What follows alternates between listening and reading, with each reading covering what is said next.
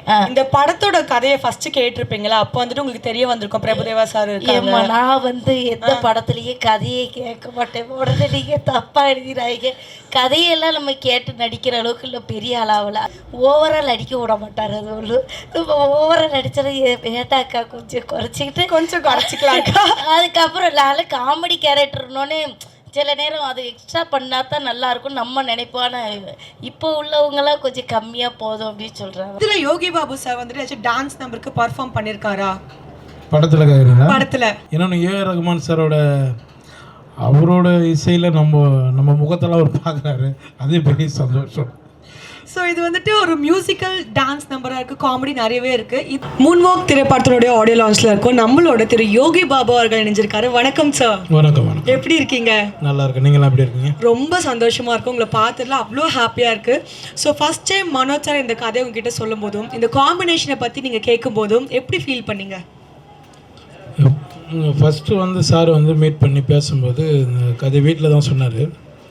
சொல்லும்போது ஒரு கேரக்டர் தான் ஒருவர் நினச்சேன், ஆனால் இதில் வந்து பல கேரக்டராக சொன்னார். அந்த 16 ஏதாவது ஒரு கேரக்டர் நம்மளை காப்பாற்றிடும் அதில் வர கேரக்டர்னு. ஆனால் 16 கேரக்டரும் சூப்பராக இருந்தது. அதனால் ஓகேன்ட்டு நான் சொல்லியிருந்தாங்க. 16 கேரக்டர், ஒரு கேரக்டரே நீங்கள் எப்படி இருந்தாலுமே ஒரு வெரைட்டி கொடுத்துருவீங்க. எங்களுக்கு ரிவீல் பண்ணுறேன்னா இல்லை அந்த கொஸ்டின் கொடுத்துருக்காங்க, பிரச்சனை இல்லை. ஸோ பொதுவாகவே வந்துட்டு ஒரு கேரக்டர்னால நீங்கள் ஏதாச்சும் ஒரு புதுமையாக ஏதாச்சும் ஒன்று பண்ணிடுவீங்க. இதில் வந்துட்டு 16 டிஃப்ரெண்ட் கேரக்டர்ஸ்ன்றப்போ உங்களுக்கு அது ஏதாச்சும் ஒரு விதத்தில் கஷ்டமாக இருந்துச்சா? அதெல்லாம் ஒன்றுமே இல்லைங்க. எல்லாம் நம்ம ஆளுங்க அவங்களாம் பார்த்து அனுபவப்பட்ட கேரக்டர் தான் எல்லாமே. அதனால எந்த ஒரு ரியல் லைஃப் எக்ஸ்பீரியன்ஸ் மாதிரி அதெல்லாம். உங்களுக்கு இந்த செட்டில் இருந்த ஃபேவரட் மெமரின்னா என்ன சார் சொல்வீங்க? அவர் சாரோட சிரிப்பு, டைரக்டரோட சிரிப்பு, மனோஜ் சாரோட சிரிப்பு, எப்பவுமே சிரிச்சுட்டே இருப்பார். அதான் எங்களுக்கு. ஸோ உங்களுக்கு வந்துட்டு நீங்கள் இந்த காம்பினேஷன் பற்றி நீங்கள் கேள்விப்பட்டிருப்பீங்களா? ஓகே, ரஹ்மான் சாரும் வந்துட்டு பிரபுதேவா சாரும் இணைஞ்சு பண்ணுறாங்க அப்படின்ட்டு. அப்போ உங்களுக்கு முதல்ல உங்கள் எண்ணத்தில் வந்த ஒரு விஷயம்னா அது என்னவா இருக்கும்? அவங்க 2 பேரும் வந்து ஜீனியஸ். என்னென்னா அவங்க ஆரம்ப காலகட்டத்திலேருந்தே 2 பேரும் ஸ்டார்டிங்லேருந்து பயணிச்சுட்டு வராங்க. இப்போ இடையில நம்ம வந்து அவங்களோட ஜாயின் பண்ணுறது ரொம்ப சந்தோஷமாக இருக்குது. இன்னொன்று ஏஆர் ரகுமான் சாரோட அவரோட இசையில் நம்ம முகத்தெல்லாம் அவர் பார்க்குறாரு, அதே பெரிய சந்தோஷம். ஸோ இது வந்துட்டு ஒரு மியூசிக்கல் டான்ஸ் நம்பராக இருக்குது, காமெடி நிறையவே இருக்குது. இதில் யோகி பாபு சார் வந்துட்டு டான்ஸ் நம்பருக்கு பர்ஃபார்ம் பண்ணியிருக்காரா? படத்தில்? கேட்குறீங்களா? படத்தில் அங்கங்கே ஒன்று டைரக்டர் பண்ண சொல்லியிருக்காரு, மாஸ்டர் சொல்லி கொடுத்துருக்காங்க. அங்கங்கே இருக்குங்க. சரி பயங்கரமாக ஒரு பர்ஃபார்மன்ஸ் பார்த்துட்டு இருக்கு. எஸ் சார், ரஹ்மான் சாரோட பிறந்தநாள் வருது. ஸோ உங்கள் ஸ்டைலில் அவருக்கு வந்துட்டு ஒரு விஷஸ் சொல்லணும்னா எப்படி சொல்வீங்க? வழக்கம் போல் சொல்கிறது தான் சார். நீங்கள் 100 ஆண்டு காலம் சந்தோஷமாக இருக்கணும் சார்.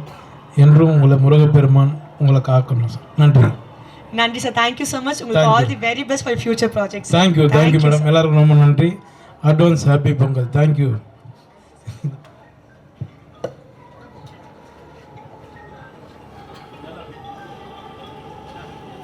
மூன்வாக் திரைப்படத்தினுடைய ஆடியோ லான்ச்சில் இருக்கும். நம்மளோட தீபா அக்கா இணைஞ்சிருக்காங்க. கற்பூர அழகி, எப்படி இருக்கீங்க? நல்லா இருக்கேன். நீங்கள் எப்படி இருக்கீங்க? ரொம்ப சந்தோஷமா இருக்கேன். உங்களோட ஒவ்வொரு படத்துலையுமே ஒவ்வொரு விதமாக ஏதாச்சும் ஒரு வித்தியாசம் கொடுத்துக்கிட்டே இருப்பீங்க. அந்த மாதிரி இந்த திரைப்படத்தில் எந்த மாதிரி ஒரு கேரக்டரில் நாங்கள் உங்களை பார்க்கலாம்? முதல்ல வந்து தம்பிமார்கள் எல்லாத்துக்கும் வணக்கம். இந்த படம் வந்து டாக்டர் படம் மாதிரி எனக்கு ஒரு நகைச்சுவை கதாபாத்திரம் கொடுத்துருக்காங்க. ஓகே. கொஞ்ச நேரம் வந்தாலும் என்னுடைய கதாபாத்திரம் அதில் வந்து நல்லா பேசப்படும். ஒரு நகைச்சுவை நடிகையான ஒரு அடையாளம் எனக்கு கிடைக்கும்னு நான் நம்புகிறேன். உங்களுக்கு இந்த செட்டில் வந்துட்டு நிறைய விஷயங்கள் நடந்திருக்குல்ல, உங்களுக்கு பிடிச்ச ஒரு மெமரி, ஓகே இந்த செட்டில் இந்த நான் மறக்கவே முடியாதுப்பா இந்த ஒரு விஷயத்தனா என்ன விஷயம் சொல்லுவீங்க? அப்படி ஒன்றுமே இல்லையேப்பா, எனக்கு அந்த அளவுக்குலாம் ஒன்றும் ஞாபகத்தில் திடீர்னு கேட்டால நீ முன்னாடியே சொல்லியிருந்தாலும் கொஞ்சம் யோசிச்சுட்டு வந்துருப்பேன் சொல்லுவேன். ஆனால் இங்கே மறக்க முடியாத அனுபவம்னா நான் வந்து பிகைன்ஸ் உடைய அந்த ஓனரை வந்து அந்த படத்தில் தான் பார்த்தேன். நான் வந்து இவ்வளோ நாள் நினச்சது வேறு ஒரு மனிதரை. ஆனால் அதுக்கப்புறம் எனக்கு அந்த இயக்குனர் தான் வந்து அந்த ஓனர்னு தெரிஞ்சுது. ரொம்ப தன்மையாக பேசுகிறாரு, நல்லா அழகாக ஒரு சொல்லி கொடுத்தாரு பாடங்களை. ஓவரால் அடிக்க விட மாட்டார். அது ஒன்று நம்ம ஓவரால் அடித்ததை வேட்டாக்கா கொஞ்சம் குறைச்சிக்கலாம்க்கா. அதுக்கப்புறம் நான் காமெடி கேரக்டர்னோடனே சில நேரம் அது எக்ஸ்ட்ரா பண்ணால் தான் நல்லாயிருக்கும் நம்ம நினைப்பான.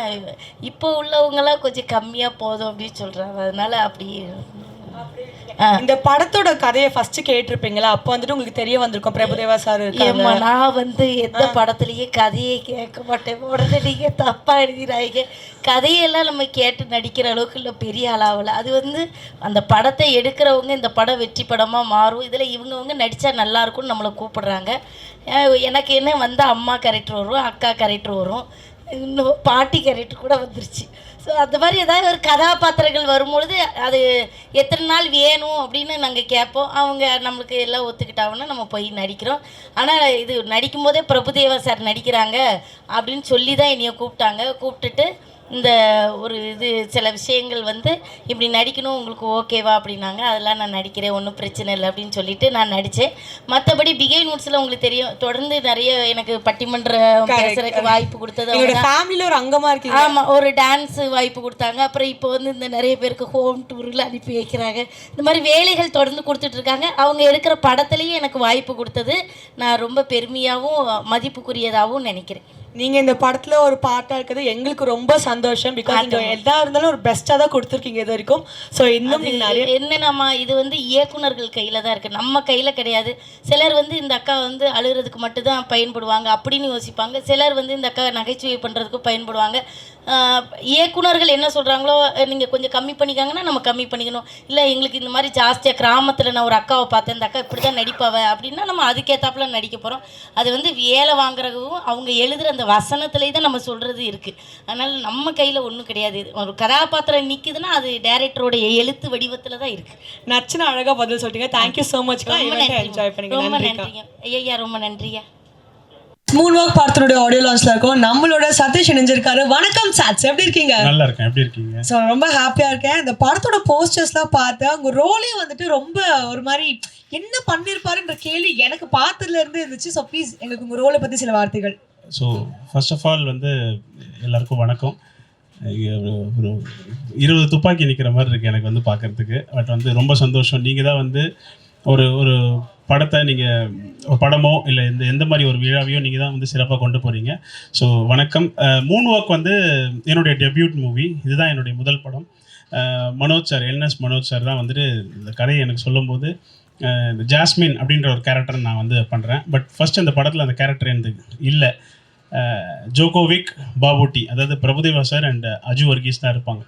ஸோ அதுக்கப்புறம் தான் இந்த கேரக்டர் கொண்டு வந்தார். ஸோ நீங்கள் ஸ்கிரிப்டும் பண்ணுவீங்கன்றதுனால உங்ககிட்ட கொடுக்குறேன் சொல்லிவிட்டு நானும் மனோஜ் சாரும் உட்காந்து ஃபுல்லாக நாங்கள் ஒர்க் பண்ணி அதுக்கப்புறம் தான் இந்த ஜாஸ்மின்ற கேரக்டர் கொண்டு வந்தோம். ஸோ 3 பேரோட ஒரு ஃபன் தான் இதில் வந்துட்டு பாபுட்டி, ஜோகோவிக், ஜாஸ்மின். ஸோ இந்த 3 பேருக்குள்ள இருக்க ஃபன் தான் இந்த கதையே ஓடும் வந்து. ஸோ வந்துட்டு அப்போ அடுத்த இன்னும் சில வருடங்களில் உங்களோட டைரக்டராக நாங்கள் வந்துட்டு பார்க்கலாமா? நேரம் காலம் தான் அதுக்கு பதில் சொல்லுவோம். எனக்கு ஆசை வந்து அதிகமாக வந்து டைரக்ஷன் தான். வந்து எனக்கு நடிக்கணுன்ற இன்ட்ரெஸ்ட் அதிகம் கிடையாது. பட் இது அமைஞ்சது, வேணான்னு சொல்ல முடியல, அதனால அது இதை பண்ணிட்டேன். பட் கிடைச்சதுன்னா கண்டிப்பாக பண்ணுவேன். நான் கண்டிப்பாக எதிர்பார்க்கலாம். ஸோ இந்த படத்தில் உங்களோட ஃபேவரட் ஒரு மெமரினா என்னன்னு சொல்லுவீங்க? நிறைய மெமரிஸ் இருக்குது. ஏன்னா வந்து ஃபர்ஸ்ட் ஆஃப் ஆல் வந்து பிரபுதேவா சார் ஒரு லெஜண்டோட நடிக்கிறதே வந்து என்னுடைய முதல் படமே வந்து அந்த மாதிரி ஒரு கனவாக இருந்துச்சு. அவரை முதல்ல ஸ்க்ரீனில் பார்த்தது தான் வந்து நம்ம எப்படி என்ஜாய் பண்ணியிருப்போம் 90s கிட்டாக இருக்கும்போது. ஸோ நான் அவர் பக்கத்தில் ஃபஸ்ட்டு சீன், என்னோட சீன் அவர் எடுத்த உடனே அவர் கூட தான் பயமாக இருந்துச்சு எனக்கு வந்து. அவர் கூட நான் ஏன்னா பெரிய ஸ்க்ரீனில் நான் நடித்ததில்லை. ஒரு ஃபோனு அதிகபட்சம் பார்த்திங்கன்னா ஒரு டெலிஃபிலிம் அந்த மாதிரி தான் பண்ணியிருக்கேன். ஸோ இது வந்து சேலஞ்சிங்காகவும் பயமாகவும் இருந்துச்சு ஃபஸ்ட்டு பிரபுதேவா சாரை பார்க்கும்போது. பட் அதுதான் எனக்கு ஃபர்ஸ்ட்டு ஒரு மறக்க முடியாத நிகழ்ச்சி. வந்து ஒரு லெஜெண்டை நான் பக்கத்தில் நின்று அவர் கூட நடிக்கிறேன்றது தான் வந்து மறக்க முடியாத ஒரு சீன், ஃபஸ்ட்டு சீன். அது ரொம்ப நல்லா இருந்துச்சு. அது வந்து ஸோ வந்துட்டு உங்களுக்கு எப்பவுமே இந்த ஜேர்னின்றது நம்ம எல்லாருக்குமே ரொம்ப ஸ்பெஷல். உங்களோட journey started from digital creator, எல்லாருமே பார்த்து ரசித்த ஒரு ஜேர்னி. ஸோ இப்போ வந்துட்டு இவ்வளோ பெரிய ஸ்க்ரீனில் ஒரு ஸ்டாராக வந்துட்டு நீங்கள் இருக்கீங்க. ஸோ அந்த ஜேர்னி பற்றி நீங்கள் சொல்லணும். What would you like to share? என்னுடைய லைஃப்பில் இது வரைக்கும் நான் அதிகமாக எதிர்பார்த்து இது போகணும், இந்த இலக்காக வச்சு நான் போகல. எனக்கு பிடிச்சதை நான் பண்ணேன். நான் ஆஸ் அ சிவில் இன்ஜினியர் நான் வந்து கண்டென்ட் க்ரியேட் பண்ணுவேன். எனக்கு இந்த ஃபன் ரொம்ப பிடிக்கும். எது வந்தாலுமே ஒரு கலாச்சி பேசுகிறது, ஜாலியாக பேசுறது, இல்லை ஒரு யதார்த்தமாக இருக்கிறது தான் எனக்கு பிடிக்கும். ஸோ இது வந்து அப்படி தான் நான் கண்டென்ட் க்ரியேட் பண்ண ஆரம்பித்தேன். அது கொஞ்ச நாள் இடையில் அது அப்படியே சினிமாக்குள்ளே வரதுக்கான வாய்ப்பும் கிடச்சிது. ஸோ இந்த ஜேர்னி வந்து புதுசாக இருக்குது, இதையும் நான் கரெக்டாக பண்ணுவேன்ற ஒரு நம்பிக்கையில் இருக்கேன் நான் வந்து. Yes, so congratulation Sathish. Thank you. நீங்க சொன்ன மாதிரி உங்களோட ட்ரீம்ஸ் நிறைவேறணும்னு நாங்கள் உங்களுக்காக விஷ் பண்ணிக்கிறோம். இதே மாதிரி பல சூப்பரான கேரக்டர்ஸ்ல உங்களை பார்க்கணும். கூட சீக்கிரத்துல உங்க படத்துல இதே மாதிரி ஒரு ஆடியோ லான்ச்ல உட்காந்து உங்களை இன்டர்வியூ எடுக்கணும் ஆஸ் அ டைரக்டரா. உங்களுக்கு எங்களோட வாழ்த்துக்கள். Thank you so much. Thank you every one. Thank you.